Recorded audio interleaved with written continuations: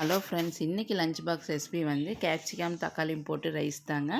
அதுக்கு ஃபஸ்ட்டு ஒரு 10 பல் பூண்டு, ஒரு 4 மிளகாய் வந்து தண்ணி விடாமல் அரைச்சி எடுத்துடலாம். எண்ணெய் விட்டு கடுகு, கடலப்பருப்பு, உளுந்தம்பருப்பு, கருவேப்பிலை போட்டு நல்லா வணங்கின பின்னாடி 2 பெரிய வெங்காயம் அதையும் போட்டு நல்லா வணக்கின பின்னாடி ஒரு 4 தக்காளி அதையும் போட்டு நல்லா வணக்கி லைட்டாக உப்பு போட்டு வணக்கிக்கலாம். கொஞ்சம் மஞ்சள் தூள் போட்டு நல்லா வணங்கின பின்னாடி கேப்சிகம் வந்து சேர்த்திக்கலாங்க. கேப்சிகம் போட்டு நல்லா வணக்கின பின்னாடி நம்ம அரைச்சி வச்சுருந்த பூண்டையும் வரமிளகாயும் போட்டு பச்சை வாசம் போகிற வரைக்கும் நல்லா வணக்கிடலாங்க. வணக்கின பின்னாடி நம்ம வடித்து வச்ச சாதத்தை போட்டு கிளறிடலாங்க. இந்த சாதம் வந்து சூப்பராக இருக்கும். கண்டிப்பாக ட்ரை பண்ணி பாருங்கள்.